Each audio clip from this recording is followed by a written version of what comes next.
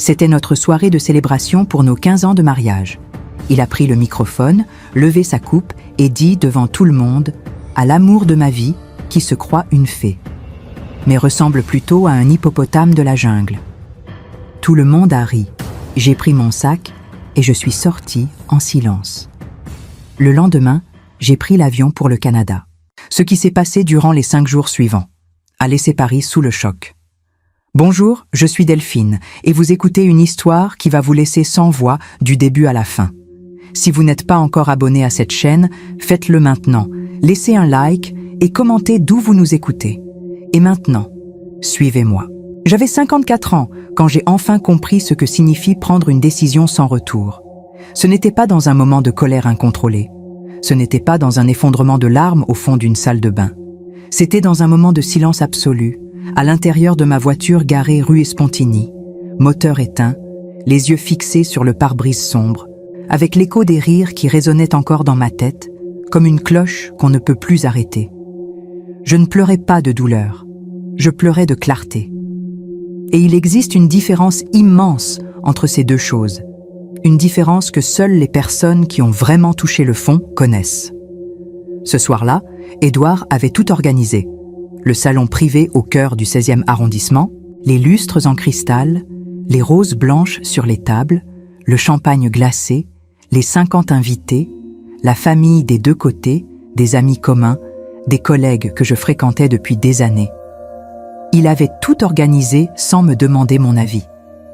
Quand je lui avais dit que je ne voulais pas cette fête, que je ne me sentais pas bien, que nous n'allions pas bien, il m'avait regardé avec ce sourire que je connaissais par cœur, ce sourire qui précédait toujours une phrase que je n'avais pas envie d'entendre. « Delphine, tu transformes tout en tragédie. C'est une fête, pas un enterrement. Habille-toi et sois reconnaissante. » Et j'y suis allée, parce que c'est ce que je faisais depuis 15 ans. J'obéissais, je souriais, je gardais le silence. À l'intérieur du salon, la lumière était chaude, les conversations animées, le champagne coulait. Tout semblait parfait de l'extérieur. Et c'est exactement là le problème avec certaines vies. Elles sont parfaites de l'extérieur pendant que quelque chose meurt à l'intérieur. Je me tenais dans un coin, ma coupe à la main sans boire, observant les gens rire, danser, s'embrasser. Ma sœur Lucie était là, de l'autre côté de la salle. Elle m'a regardé une fois, juste une fois. Et dans ce regard, il y avait tout ce qu'on ne pouvait pas se dire à voix haute dans cet endroit. Elle savait. Elle savait depuis longtemps. Édouard circulait dans la salle comme s'il était le centre de l'univers. Et pour ces gens-là, ce soir-là, il l'était. Charmant, élégant, la main sur l'épaule de chacun, le rire facile. C'est ça le plus cruel avec certains hommes. Ils gardent leur meilleur visage pour le monde entier et leur pire pour la femme qui rentre à la maison avec eux. À un moment, il s'est approché de moi par derrière, a posé sa main sur mon épaule et a souri aux gens devant nous en disant à voix basse, sans bouger les lèvres, « Arrête de faire cette tête. Tu ressembles à une femme à l'enterrement de son mari. Ce serait drôle si c'était vrai. » Et il est reparti en riant avec quelqu'un d'autre. J'ai serré ma coupe un peu plus fort. Plus tard dans la soirée, alors que je cherchais à m'éclipser discrètement vers les toilettes, il m'a intercepté dans le couloir, loin des regards. « Tu penses à partir ?» Sa voix était basse, presque douce, mais ses yeux ne l'étaient pas. « Si tu pars, je te promets que demain matin tu regretteras. » Je l'ai regardé droit dans les yeux et j'ai dit « Édouard, je t'en supplie, ne fais rien ce soir. » Il a souri. Ce sourire-là, je le connaissais aussi. C'était celui qui précédait toujours le pire. Il a attendu le moment où la salle était au maximum de son animation. Il a demandé le microphone. Les lumières se sont légèrement atténuées. Tout le monde s'est tourné vers lui. Et moi, debout au milieu de ces 50 personnes, j'ai senti quelque chose se contracter dans ma poitrine. Une intuition, un pressentiment, cette certitude froide que ce qui allait suivre allait changer quelque chose pour toujours. « Je voudrais porter un toast », a-t-il dit, la voix chaude, le sourire déployé. « À l'amour de ma vie, Delphine, qui se croit une fée, rire, mais qui ressemble plutôt à un hippopotame de la jungle, rire plus fort. Je dis ça avec amour, bien sûr, parce que je l'aime énormément. Applaudissements. Quelqu'un a crié « Bravo !» Et moi, j'étais là, au centre de tout, souriant sur ma photo de profil de femme humiliée, entourée de 50 personnes qui riaient, sans comprendre qu'elle venait d'assister à quelque chose d'irréparable. J'ai posé ma coupe sur la table la plus proche. J'ai pris mon sac, et je suis sortie. Pas en courant, pas en pleurant, en marchant, lentement, la tête haute, un pas après l'autre. Derrière moi, j'ai entendu sa voix au microphone. « Ne vous inquiétez pas. Elle est toujours dramatique comme ça. Demain, tout ira bien, comme toujours. » Nouveau rire. La porte s'est fermée, et Paris m'a accueilli dans son silence de nuit froide, indifférente et parfaite, exactement ce dont j'avais besoin. Dans la voiture, j'ai regardé mon téléphone. Ces messages arrivaient déjà. « Tu es ridicule. » Puis, « Rappelle-moi quand tu arrives. » Puis, « Delphine, réponds. » Je l'ai éteint. J'ai regardé mes mains sur le volant. Et pour la première fois depuis très longtemps, je n'ai pas eu peur. J'ai juste pensé, c'est maintenant. Le plan que j'avais préparé en secret depuis 18 jours, méthodique, froid, précis, venait de recevoir son signal de départ. Ce soir n'était pas une fin, c'était le début de quelque chose qu'il n'avait pas vu venir, et qu'il ne pourrait jamais arrêter. Dans la voiture, le silence était épais comme du velours. Les rues de Paris défilaient derrière les vitres, les lampadaires dorés du 16e arrondissement, les façades haussmanniennes impeccables, les trottoirs humides sous une bruine fine et froide. Paris ne dormait jamais vraiment. Mais cette nuit-là, la ville semblait tenir sa respiration avec moi. Je conduisais sans musique, sans radio, sans rien. Juste le bruit du moteur et les pensées qui s'organisaient dans ma tête avec une précision que je ne m'étais jamais connue. Pas de panique, pas de tremblement. Juste une clarté absolue, presque chirurgicale, qui m'indiquait chaque étape, chaque geste, chaque décision à prendre dans les heures suivantes. Je ne suis pas rentrée à l'appartement. Je ne pouvais pas. Pas encore. J'avais besoin de Lucie avant toute chose. Ma sœur habitait dans le 11e arrondissement, un appartement au 3e étage d'un immeuble ancien, rue de la Roquette, avec un parquet qui craquait à chaque pas et des fenêtres qui donnaient sur une cour intérieure silencieuse. C'est là que j'allais depuis l'enfance, quand le monde devenait trop lourd. C'est là que j'avais pleuré la première fois qu'Édouard m'avait humiliée en public, des années auparavant, lors d'un dîner chez ses parents. C'est là que j'avais juré, pour la première fois, que je partirais un jour. Et c'est là que j'arrivais maintenant, non pas pour pleurer, mais pour agir.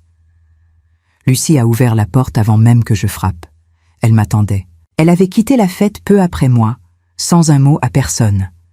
Quand elle m'a vue sur le palier, elle n'a pas dit « ça va ?» Elle n'a pas dit « je suis désolée ?»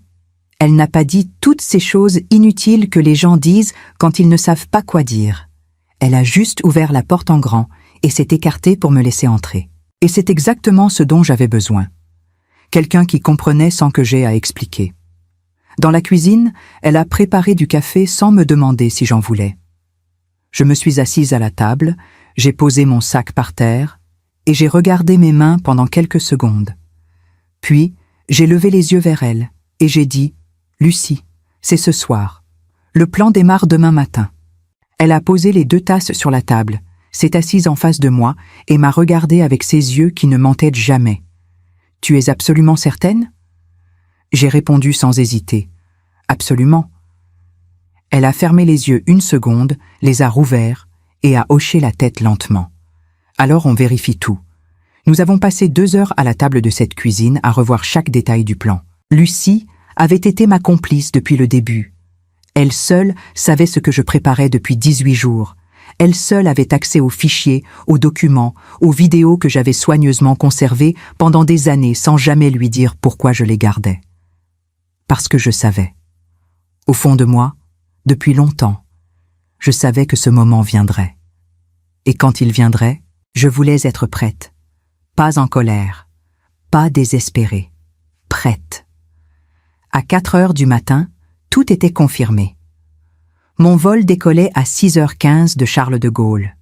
Mes 2 valises, préparées depuis une semaine, cachées dans un box de stockage que j'avais loué discrètement à Vincennes, seraient récupérées par Lucie et apportées à l'aéroport. je n'avais qu'une chose à faire avant de partir. Rentrer à l'appartement, déposer le billet et ressortir sans me retourner. Lucie m'a accompagnée jusqu'à la porte, m'a pris les mains dans les siennes et m'a dit, la voix légèrement brisée, « Tu mérites tellement mieux que ça. » Je n'ai pas répondu. J'ai juste serré ses mains et je suis reparti dans la nuit. L'appartement était silencieux quand je suis entré. Édouard n'était pas encore rentré. Je n'ai pas allumé les lumières. Je connaissais chaque centimètre de cet endroit dans l'obscurité. 15 ans passés entre ces murs avaient gravé chaque angle, chaque coin, chaque silence dans ma mémoire. J'ai traversé le couloir, je suis passé devant le salon, devant le bureau où il passait ses soirées à faire semblant de travailler, et je me suis arrêté devant la chambre. La porte était entr'ouverte. J'ai poussé doucement. Le lit était vide, défait de mon côté. J'ai avancé jusqu'à la table de chevet et j'ai posé l'enveloppe blanche sur l'oreiller, celle que j'avais préparée 3 jours auparavant, fermée, sans nom écrit dessus. À l'intérieur, un billet manuscrit, 3 lignes seulement, écrites de ma main la plus calme, « Rendez-vous dans 5 jours. Profite du silence pendant qu'il dure. L'hippopotame a appris à voler. » Je suis resté immobile devant ce lit pendant peut-être 10 secondes. J'ai regardé l'oreiller, l'enveloppe blanche dessus, la chambre autour. Cette chambre où j'avais tant de fois retenu mes larmes, ravalé mes mots, plié ma dignité en 4 pour la ranger dans un tiroir. Et pour la dernière fois, j'ai laissé mes yeux parcourir cet endroit. Pas avec nostalgie, pas avec regret. Avec la conscience froide et définitive de quelqu'un qui referme un chapitre qu'il ne rouvrira plus jamais. Je suis sorti. La porte de l'appartement a cliqué derrière moi avec le son le plus doux et le plus définitif que j'ai jamais entendu. Dans le couloir de l'immeuble, j'ai attendu l'ascenseur. Je suis descendu, j'ai traversé le hall, j'ai poussé la porte vitrée et je suis sorti dans le froid de Paris à 4h30 du matin. Le ciel était encore noir. Les rues étaient désertes. Quelque part au loin, un taxi passait sur les pavés mouillés. Et moi, j'ai marché vers ma voiture avec la certitude absolue que la femme qui venait de franchir cette porte n'était plus la même que celle qui y était entrée 15 ans auparavant. Édouard ne le savait pas encore, mais il allait comprendre. Dans exactement 5 jours, à 20h, dans le même salon où il avait ri de moi devant tout le monde, il allait comprendre exactement ce que signifie le silence d'une femme qui a tout supporté. L'aéroport Charles de Gaulle à 5h du matin a quelque chose d'étrange et de particulier. Les halls sont à moitié vides, les lumières trop blanches, les voix étouffées par l'immensité des espaces. Les gens qui voyagent à cette heure-là ont tous l'air de porter quelque chose de lourd, une fatigue, un secret, une décision. Ce matin-là, j'étais l'une d'eux. Lucie m'attendait au terminal avec mes 2 valises, les yeux légèrement rougis, mais la posture droite, ferme, comme elle l'avait toujours été dans les moments qui comptaient vraiment. Nous nous sommes regardés sans parler pendant quelques secondes, puis elle a dit, très bas, « Tout est en ordre, les fichiers sont prêts, les accès sont confirmés, tu n'as plus qu'à monter dans cet avion. » J'ai hoché la tête, je l'ai serré dans mes bras, une dernière fois, fort, longtemps. Et je me suis dirigé vers l'enregistrement sans me retourner. Dans l'avion, j'ai choisi un siège côté hublot. J'avais besoin de voir Paris disparaître sous les nuages. Besoin de ce moment précis où la ville se rétrécit, se transforme en carte, puis en rien.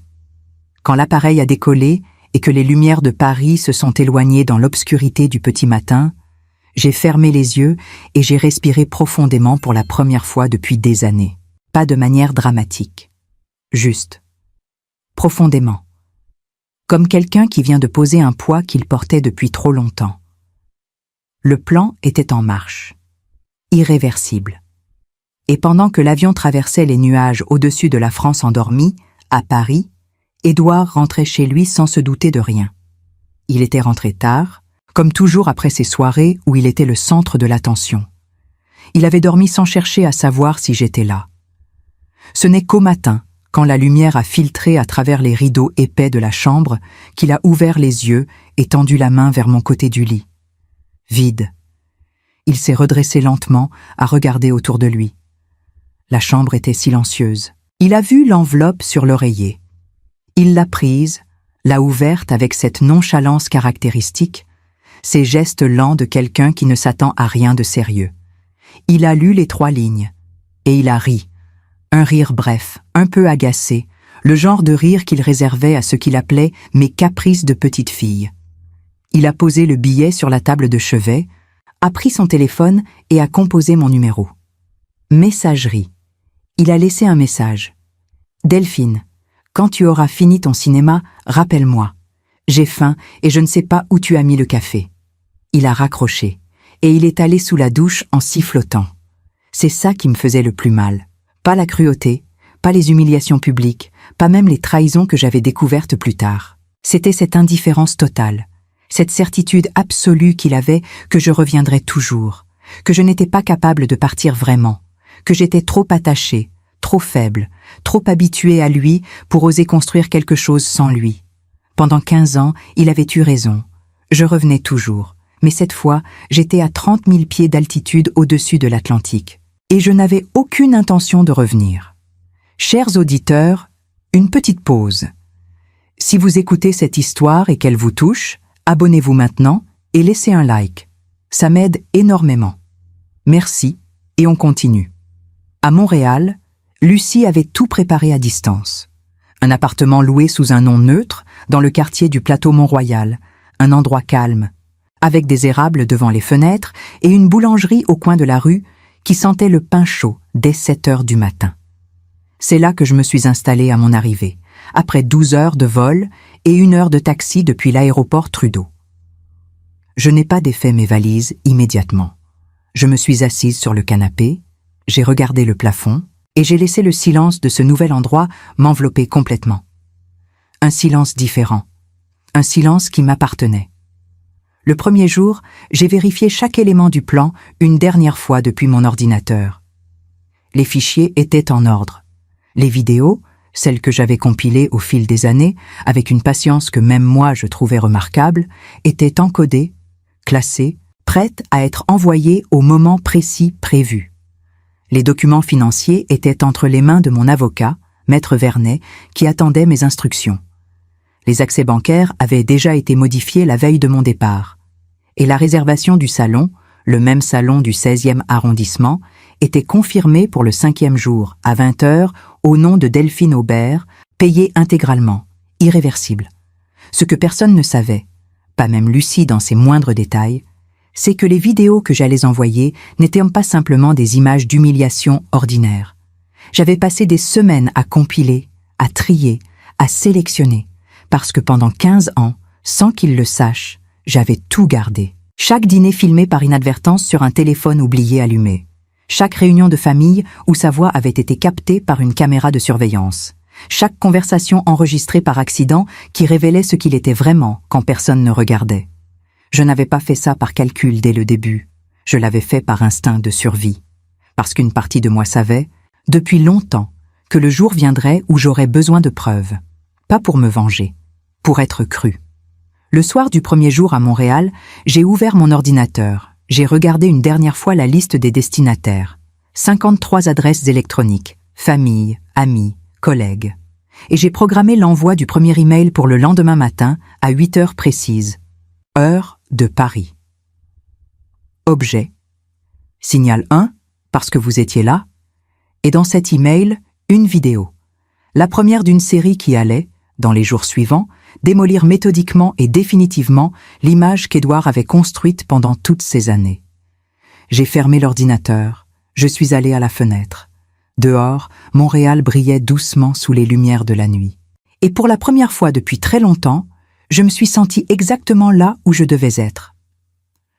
Le lendemain matin, à 8 heures précises, heure de Paris, 53 personnes ont reçu un email. L'expéditeur était inconnu, une adresse créée spécifiquement pour cette occasion, impossible à tracer, impossible à bloquer avant que le message soit lu. L'objet était simple, froid, précis. Signal 1, parce que vous étiez là. À l'intérieur, aucun texte, juste une vidéo, 2 minutes et 58 secondes. Et ces 2 minutes et 58 secondes allaient changer quelque chose d'irréversible dans la vie de chacune de ces 53 personnes. La vidéo commençait par une image floue, granuleuse, celle d'une caméra de téléphone posée quelque part en hauteur dans un salon que beaucoup reconnaîtraient immédiatement, le salon de l'appartement du 8e arrondissement, un soir de réunion de famille. La date inscrite dans le coin inférieur droit remontait à plusieurs années. Sur l'image, on voyait une table dressée avec soin, des bougies allumées, des verres de vin. Autour de la table, la belle famille d'Édouard, quelques amis proches et moi, debout près de la cuisine, en train de servir les entrées avec ce sourire que j'avais appris à porter comme un masque. Édouard était assis en bout de table, détendu, une coupe à la main, parlant fort comme il le faisait toujours quand il avait un public. Et soudain, sans que personne ne lui ait rien demandé, il avait dit en riant « Ma femme a mis 2 heures à préparer ce dîner. C'est remarquable pour quelqu'un qui ne sait fondamentalement rien faire. » Rires autour de la table. Moi, de dos, continuant à servir sans répondre. Puis, il avait ajouté, plus bas mais parfaitement audible, « Heureusement qu'elle est riche parce que, pour le reste... » Rires encore. Et moi, toujours de dos, les épaules légèrement contractées, le seul signe visible que j'avais entendu. La vidéo ne s'arrêtait pas là. Elle enchaînait sur une autre scène, captée cette fois par la caméra de surveillance du couloir de notre immeuble. Une caméra dont Édouard ignorait qu'elle enregistrait également le son depuis qu'elle avait été remplacée par un modèle plus récent. On y voyait Édouard rentrer un soir, croiser notre voisine Madame Perrin dans le couloir et lui dire en souriant « Vous savez comment on appelle une femme qui parle sans arrêt et ne fait rien d'utile ?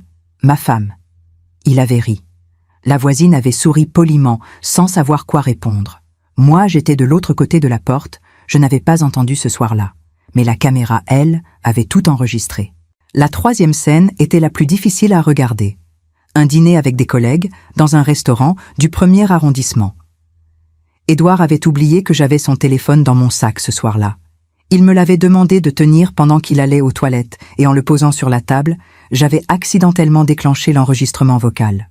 Quand il était revenu et avait repris place entre ses collègues, il avait dit, croyant que son téléphone était rangé, « Entre nous, ma femme a réussi en affaires uniquement parce qu'elle a eu de la chance au départ. Si c'était à refaire, elle serait femme de ménage. » Rire masculin autour de la table. « Mais je l'aime quand même, hein? Elle me rapporte bien. » Nouveau rire. Et moi, assise en face de lui, je souriais sans savoir ce qu'il venait de dire. La vidéo se terminait sur un fondu au noir, et une phrase apparaissait en lettres blanches sur fond sombre. « Ce que vous venez de voir n'est pas une scène isolée. C'est un quotidien. Celui que personne ne voit, parce que personne ne regarde vraiment. » À Paris, les réactions ont commencé à arriver moins de 20 minutes après l'envoi. Lucie me relayait tout depuis son appartement du 11e. Les appels, les messages, les réactions sur les groupes de messagerie communs. La belle-mère d'Édouard avait appelé sa propre fille en pleurant. 2 amies communes avaient échangé des messages disant qu'elles ne savaient pas quoi penser. Un collègue avait répondu directement à l'email anonyme avec un seul mot. « Pardon. » Et Édouard. Édouard avait commencé à recevoir des appels auxquels il ne comprenait rien, des silences gênés au téléphone, des messages laissés sans réponse. Il ne savait pas encore pourquoi. Il ne savait pas encore ce que les autres avaient vu. Et cette ignorance, ce moment précis où il sentait que quelque chose se passait sans pouvoir mettre le doigt dessus, c'était la première fissure dans le mur de certitude qu'il avait construit autour de lui pendant toutes ces années. Le 2e jour, à 9 h du matin heure de Paris, Édouard s'est présenté au distributeur automatique de sa banque habituelle, boulevard Haussmann. Son carte a été refusée. Il a essayé une 2e fois. Refusée. Il a sorti une autre carte, celle du compte joint que nous avions ouvert ensemble au début de notre mariage. Refusée également. Il a appelé le service client de la banque, agacé, certain qu'il s'agissait d'une erreur technique. La conseillère au bout du fil avait une voix neutre et professionnelle. « Monsieur, la titulaire principale du compte, Madame Delphine Aubert, a effectué hier soir, à 22h40, un gel total de tous les accès secondaires. L'opération est conforme aux termes du contrat et ne peut être annulée que par la titulaire elle-même. » Édouard a répondu « C'est absurde, elle n'a pas le droit de... » Et la conseillère l'a interrompu doucement, mais fermement. « Elle en a parfaitement le droit, monsieur. Le compte a toujours été enregistré à son nom. Votre accès était secondaire depuis l'ouverture du contrat. » Il a raccroché sans répondre. Pour la première fois depuis très longtemps, Édouard n'avait plus accès à l'argent. Pas une seule carte qui fonctionnait. Pas un seul compte accessible. Et ce n'était pas une erreur. C'était une décision. Précise. Légale. Irréversible. Il a rappelé mon téléphone. Messagerie. Il a envoyé des messages. Sans réponse. Il a appelé Lucie. Lucie a décroché, a dit simplement « Je ne suis pas au courant de grand-chose, Édouard ». Ce qui était techniquement vrai, dans le sens où elle ne lui dirait rien, et a raccroché. Et pour la première fois, debout dans la rue du 8e arrondissement, avec son téléphone dans la main et ses cartes inutiles dans son portefeuille, Édouard a ressenti quelque chose qu'il ne connaissait pas bien. Pas de la colère. Pas encore. Quelque chose de plus profond, de plus déstabilisant. L'impression que le sol sous ses pieds n'était plus aussi solide qu'il l'avait cru, et que la femme qu'il avait appelée dramatique, excessive, prévisible, n'était peut-être rien de tout ça. Le 3e jour a commencé comme les précédents, avec le silence de mon appartement à Montréal, le café chaud entre mes mains et la lumière froide du matin qui filtrait à travers les fenêtres donnant sur les érables du plateau Mont-Royal. Mais ce matin-là, il y avait quelque chose de différent dans l'air. Une tension particulière, comme celle qui précède un orage, ce moment où le ciel change de couleur et où on sait, avant même d'entendre le premier tonnerre, que quelque chose d'irréversible est sur le point de se produire. Ce matin-là, c'était le tour d'Édouard de perdre quelque chose qu'il croyait lui appartenir depuis toujours, mais qui ne lui avait jamais appartenu. À 9 heures précises, heure de Paris, Paul, mon directeur des ressources humaines depuis 7 ans, un homme d'une loyauté et d'une discrétion absolue, attendait Édouard dans la salle de réunion principale de l'entreprise. Édouard est arrivé avec 10 minutes de retard, comme à son habitude, le manteau encore sur les épaules, l'air de quelqu'un qui commence à comprendre que quelque chose ne va pas, mais qui refuse encore de l'admettre.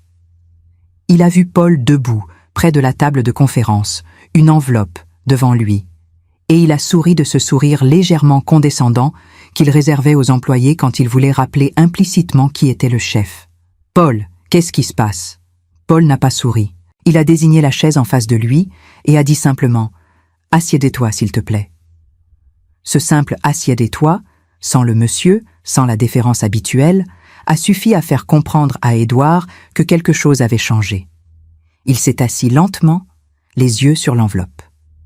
Paul a parlé d'une voix égale, sans émotion apparente, avec la précision de quelqu'un qui a répété ces mots plusieurs fois pour s'assurer de ne rien oublier. « J'ai reçu hier soir des instructions directes de la fondatrice et unique titulaire légale de cette entreprise. Ces instructions sont formelles, documentées et conformes à tous les statuts de la société. Voici ta lettre de licenciement, effective immédiatement. » Il a poussé l'enveloppe vers lui. Édouard ne l'a pas touchée. Il a regardé Paul pendant plusieurs secondes sans parler, comme s'il attendait que quelqu'un lui dise que c'était une plaisanterie. Personne n'a rien dit. « Tu rigoles ? Ce n'était pas une question. » Paul a répondu « non ». Édouard a continué. « Je suis directeur général de cette boîte depuis… » Et Paul l'a interrompu doucement, mais avec une fermeté que je lui avais toujours connue, mais qu'Édouard n'avait jamais pris la peine de remarquer. « Tu as occupé le titre de directeur général. Mais tu n'as jamais été associé, jamais été actionnaire, jamais été signataire des statuts. L'entreprise a été fondée par Delphine avant votre rencontre. Elle t'en a donné les clés par confiance. Cette confiance est révoquée. » Silence. « Ton accès au système informatique a été désactivé ce matin à 8 heures. Ton badge ne fonctionnera plus à partir de ce soir. Je te demande de bien vouloir me le remettre maintenant. » Édouard a regardé le badge accroché à sa veste. Il l'a regardé comme si c'était la première fois qu'il le voyait vraiment. Et pour la première fois depuis le début de cette semaine, quelque chose a traversé son visage qui ressemblait à de la peur. Il est sorti de l'immeuble sans le badge, sans l'enveloppe qu'il avait laissée sur la table et sans un mot de plus. Dehors, sur le trottoir de la rue de Rivoli, il a sorti son téléphone et a composé mon numéro. Messagerie. Il a laissé un message cette fois d'une voix différente, moins assurée, moins arrogante, avec quelque chose de nouveau dedans, quelque chose qui ressemblait pour la première fois à une vraie question. « Delphine, qu'est-ce que tu fais exactement? Rappelle-moi. S'il te plaît ?» S'il te plaît. 2 mots qu'il avait rarement prononcés dans notre direction en 15 ans étaient peut-être la chose la plus révélatrice qu'il ait jamais dite. Lucie me l'a retranscrit mot pour mot dans un message. Je l'ai lu, assise à la table de ma cuisine à Montréal, et je n'ai rien ressenti de particulier. Ni satisfaction, ni tristesse. Juste la confirmation froide que le plan fonctionnait exactement comme prévu. Le 4e jour a apporté quelque chose de différent, quelque chose de plus visible, de plus tangible, qui allait toucher non plus seulement Édouard, mais tout le cercle qui l'entourait. Ce matin-là, des enveloppes crème ont commencé à arriver par courrier recommandé dans les boîtes aux lettres de 53 personnes à Paris et en banlieue. Simultanément, les mêmes personnes recevaient un email avec le même contenu. Une carte sobre, élégante, sans fioritures. Papier épais, écriture sobre, un liseré doré discret sur les bords, et au centre, ces lignes. Rencontre d'éclaircissement. 5e jour, vendredi, 20h, salon privé, même adresse que la soirée du 15e anniversaire. Présence souhaitée, tenue décontractée, aucun cadeau, aucune question anticipée. D. A. Les réactions ont été immédiates et multiples. Lucie me les relayait en temps réel. Et je les lisais depuis Montréal, avec la concentration d'un chirurgien qui surveille les signes vitaux pendant une opération. Certains pensaient à une réconciliation, une mise en scène romantique, un geste théâtral de ma part pour sauver le mariage. D'autres, plus perspicaces, sentaient que quelque chose de plus grave se préparait. La belle-sœur d'Édouard, Mathilde, avait appelé Lucie directement. « Lucie, dis-moi la vérité. Est-ce que Delphine va bien? Est-ce qu'elle est en sécurité ?» Lucie avait répondu « Delphine n'a jamais été aussi bien de toute sa vie. » Ce qui était la vérité absolue.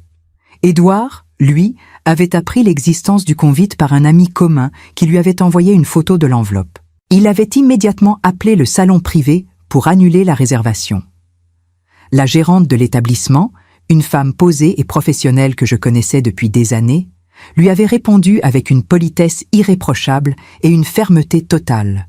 « Monsieur, la réservation est enregistrée au nom de Madame Aubert, réglée intégralement à l'avance et protégée par un contrat qui ne prévoit aucune clause d'annulation par un tiers. Il n'y a rien que je puisse faire de mon côté. » Il avait insisté. Elle avait répété la même phrase mot pour mot. Il avait raccroché. Et c'est là, à ce moment précis, debout dans l'appartement vide du 8e arrondissement, sans argent accessible, sans travail, sans réponse de ma part, avec un événement qu'il ne pouvait pas contrôler, qui se préparait dans 4 jours dans le salon même où il avait ri de moi devant tout le monde. C'est là qu'Édouard a commencé à vraiment comprendre. Pas tout, pas encore, mais suffisamment pour sentir que quelque chose de fondamental avait changé. Que la femme qu'il avait appelée prévisible, dramatique, incapable, avait préparé quelque chose qu'il n'avait pas vu venir. Et que cette fois, contrairement à toutes les autres fois, il n'y avait aucun moyen de l'arrêter. Le 5e jour est arrivé comme tous les jours importants arrivent, sans bruit, sans annonce, avec cette lumière ordinaire du matin qui ne laisse rien deviner de ce qu'elle va éclairer avant la nuit. À Montréal, je me suis réveillée à 6 heures, bien avant l'alarme. Je suis restée immobile dans le noir pendant quelques minutes, les yeux au plafond, à écouter le silence de l'appartement. Dehors, la ville dormait encore. Les érables devant la fenêtre étaient immobiles. Et moi, j'étais parfaitement calme, d'un calme qui n'avait rien à voir avec l'indifférence, mais tout à voir avec la certitude absolue de quelqu'un qui a préparé chaque détail et qui sait que rien, désormais, ne peut dérailler. J'ai pris mon café lentement, assise près de la fenêtre. J'ai relu une dernière fois le texte que j'avais enregistré 3 jours auparavant dans ce même salon parisien, seul, en début d'après-midi, avec une seule caméra posée sur un trépied et la lumière naturelle qui entrait par les grandes baies vitrées. Je n'avais fait qu'une seule prise. Une seule. Parce que je n'avais pas besoin de répéter. Ces mots, je les portais depuis des années. Ils n'avaient pas besoin d'être appris. Ils existaient déjà, gravés quelque part à l'intérieur, attendant simplement le moment où je serais prête à les dire à voix haute. Ce moment était arrivé. À Paris, le salon privé du 16e arrondissement avait été préparé dans la journée par une équipe que j'avais mandatée à distance via Lucie. Les tables de la fête avaient disparu. Les fleurs, le champagne, la décoration festive, tout avait été retiré. À la place, des chaises disposées en demi-cercle face à un écran blanc installé au centre de la salle. Pas de musique, pas de lumière d'ambiance, juste l'espace, nu et honnête, comme une salle de tribunal ou de confession, un endroit où les artifices ne servent plus à rien. Lucie avait supervisé tout cela depuis le matin, m'envoyant des photos à chaque étape. Quand elle m'a envoyé la dernière, la salle prête, les chaises vides, l'écran blanc qui attendait, j'ai fermé les yeux une seconde et j'ai pensé « c'est exactement ça ». Les invités ont commencé à arriver à partir de 19h30. Lucie me les décrivait par message et je lisais chacun depuis mon canapé à Montréal, une couverture sur les genoux, mon ordinateur ouvert devant moi. La belle-mère d'Édouard est arrivée la première, seule, l'air grave. Puis des amis communs, par paire, qui se regardaient sans savoir quoi se dire. Puis la sœur d'Édouard, Mathilde, qui s'est assise au premier rang et n'a pas bougé. Et enfin, à 20h-5, Édouard lui-même, tenue soignée, posture de façade, mais les yeux qui trahissaient ce que le reste de son corps tentait de cacher. Il a regardé partout en entrant. Il cherchait mon visage. Il ne l'a pas trouvé. À 20h précises, les lumières du salon se sont éteintes. Un silence total s'est installé. Le genre de silence que les salles ne connaissent que dans les moments où quelque chose d'important est sur le point de se produire. Puis, l'écran s'est allumé, et mon visage est apparu. J'étais assise sur une chaise au centre de ce même salon vide, vêtue du même vestido vert foncé que je portais la nuit du toast. Je regardais la caméra sans sourire, sans larmes, sans la moindre performance émotionnelle. Juste moi, telle que j'étais vraiment, peut-être pour la première fois devant ces gens qui croyaient en me connaître. J'ai laissé le silence durer quelques secondes avant de parler. Et quand j'ai parlé, ma voix était basse, posée, et parfaitement audible dans chaque coin de la salle. Ce soir-là, vous avez ri. Je comprends. Il était convaincant. Il l'a toujours été. Et moi, j'étais debout au milieu de vous, souriante sur la photo, invisible dans la réalité. Ce n'était pas la première fois. C'était simplement la dernière. Une pause. Je ne suis pas ici pour me défendre. Je n'ai plus rien à défendre. Je suis ici parce que certaines vérités méritent d'être dites à voix haute, dans le même endroit, devant les mêmes personnes, avec la même lumière. L'écran a changé. Les images de la fête sont apparues, le toast, les rires, les visages ouverts et joyeux, et entre eux, en silence, moi. Les images alternaient entre les rires de la salle et les gros plans sur mon visage immobile. Dans le salon, personne ne bougeait. Puis le deuxième segment a commencé. Les vidéos, pas celles du premier email. Celles-là, les invités les connaissaient déjà. Ces vidéos-là étaient nouvelles, plus longues, plus précises, plus difficiles à regarder. La première montrait un repas de famille où Édouard, croyant parler à voix basse à son frère, avait dit en désignant mon assiette « Regarde comme elle mange ». Je comprends maintenant pourquoi les vêtements ne lui vont plus. Son frère avait ri nerveusement. Moi, j'étais en train de servir les autres sans entendre. La caméra du téléphone d'un neveu, posée en hauteur pour filmer la tablée, avait tout capté. Dans le salon, quelqu'un a laissé échapper un souffle. Mathilde a baissé la tête. La deuxième vidéo était encore plus difficile. Une conversation captée lors d'un voyage à Nice, Édouard au téléphone sur la terrasse de l'hôtel, croyant que j'étais sous la douche, ignorant que la fenêtre était entr'ouverte et que mon téléphone, posé sur la table extérieure par inadvertance, enregistrait. Sa voix, claire et décontractée. « Non, elle ne sait rien, elle ne saura jamais rien, elle fait confiance à tout le monde, c'est son problème, c'est pratique d'ailleurs. » Une voix féminine au bout du fil riait. Il continuait. « Écoute, ma femme est comme un meuble dans ma vie, utile, présent, mais on ne lui demande pas son avis. » Nouveau rire. Dans le salon parisien, le silence était devenu quelque chose de presque physique, une matière dense, pesante, qui occupait l'espace entre chaque chaise. Ma voix est revenue sur l'écran, par-dessus les images. Je n'ai pas gardé ces vidéos pour me venger. Je les ai gardées parce que pendant des années, quand j'essayais de parler, on me disait que j'exagérais, que j'étais sensible, que je dramatisais. Ces images ne dramatisent rien. Elles montrent simplement ce qui était. Nouvelle pause. Ce qui suit, en revanche, n'est pas une question de sentiment. C'est une question de fait. L'écran a changé une dernière fois. Des documents sont apparus. Extraits bancaires, virements, contrats avec des prestataires fictifs, factures gonflées, transferts vers des comptes tiers. Des chiffres, des dates, des noms. 3 ans de détournement méthodique et discret, documentés avec une précision comptable irréfutable.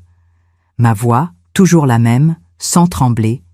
Pendant 3 ans, en utilisant l'accès que je lui avais accordé par confiance, il a détourné 142 000 € de l'entreprise que j'ai fondée seule, avant même de le connaître. Ces documents ont été remis à mon avocat et aux autorités compétentes il y a 48 heures.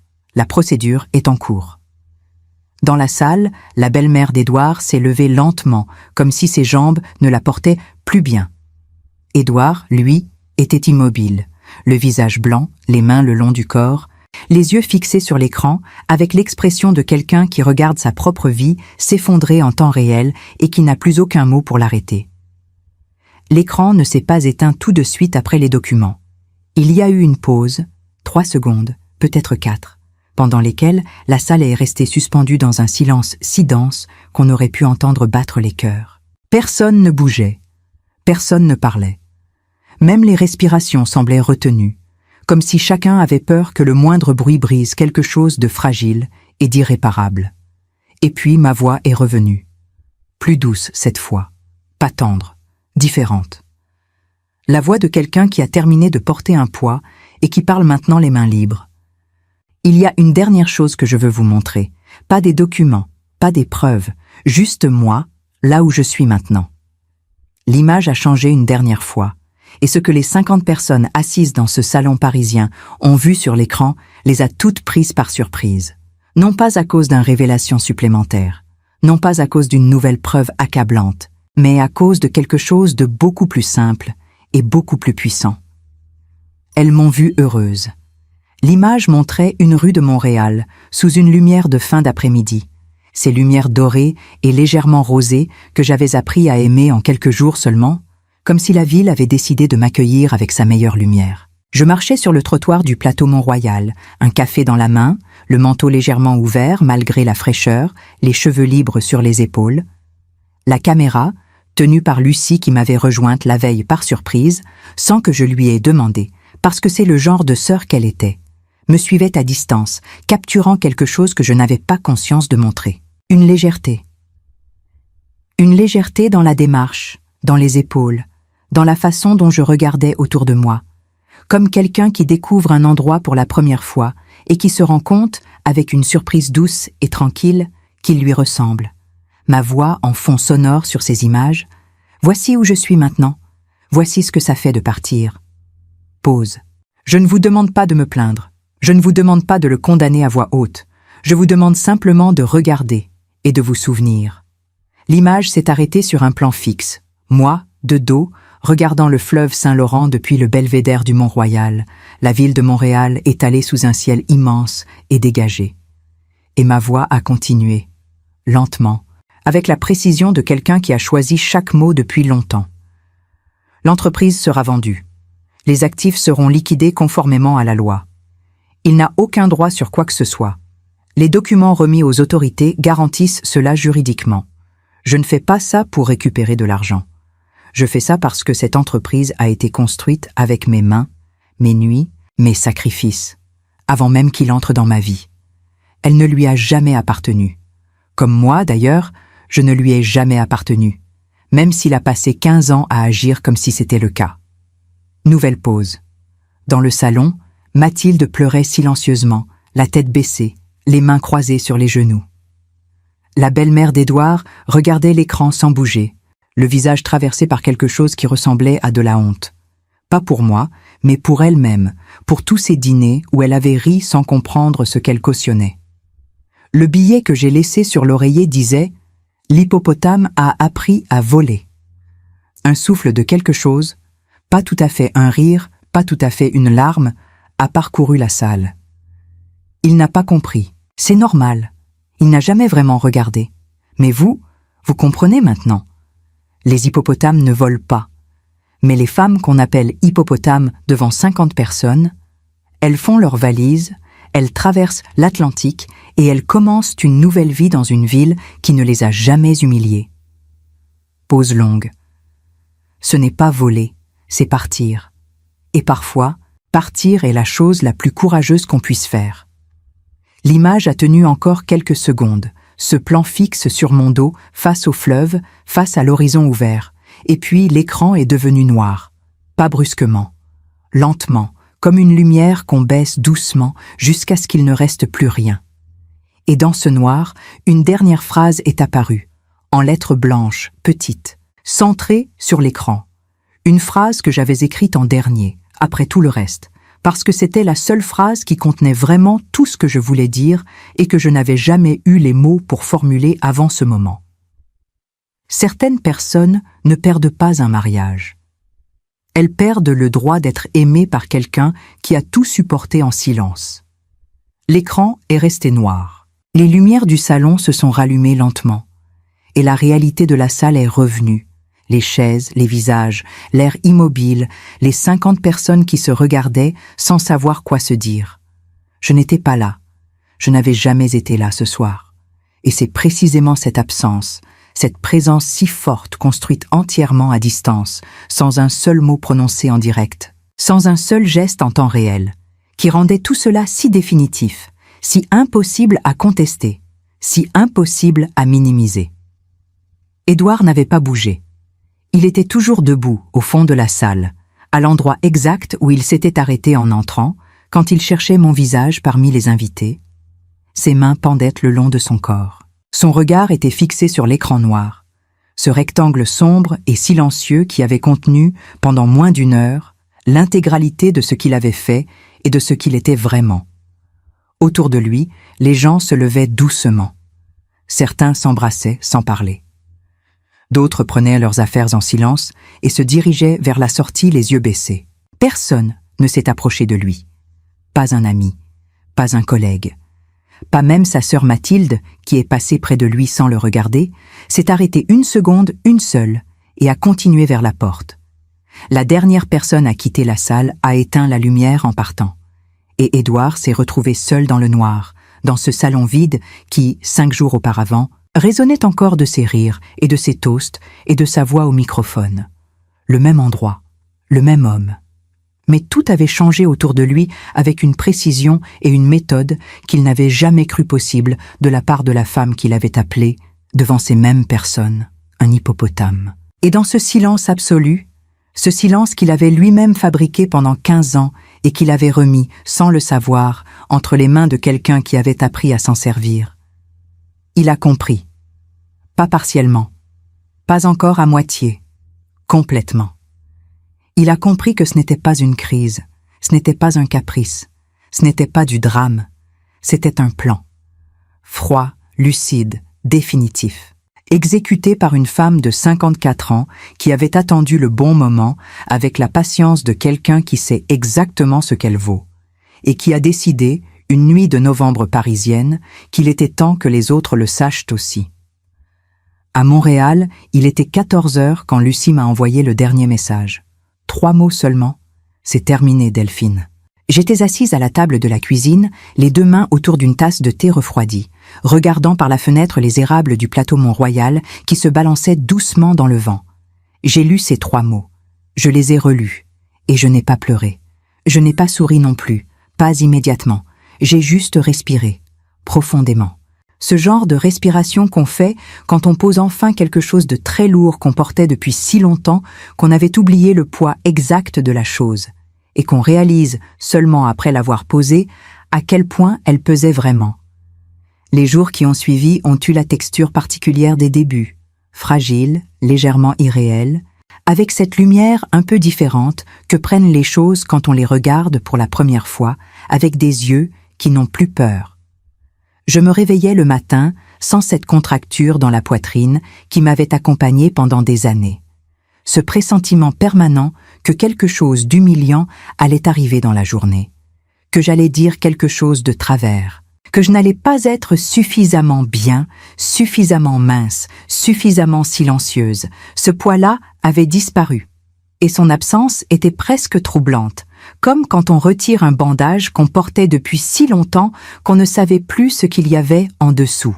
À Paris, les conséquences se déployaient avec la précision mécanique d'un engrenage qu'on a mis en mouvement et qu'on ne peut plus arrêter. Maître Vernet, mon avocat, gérait tout depuis son cabinet du 6e arrondissement avec cette efficacité tranquille qui m'avait toujours rassuré. La procédure pour détournement de fonds était officiellement ouverte. Les documents remis aux autorités étaient irréfutables. 3 ans de virements, de fausses factures, de prestataires fictifs, documentés avec une minutie comptable qui ne laissait aucune place à l'interprétation. Édouard avait consulté un avocat. Son avocat lui avait dit ce que tout avocat honnête dit dans ces situations, que les preuves étaient accablantes et que la marge de manœuvre était étroite, très étroite. Lucie me racontait les échos qui lui parvenaient depuis le cercle commun. La belle-mère d'Édouard avait appelé ma mère pour lui présenter des excuses.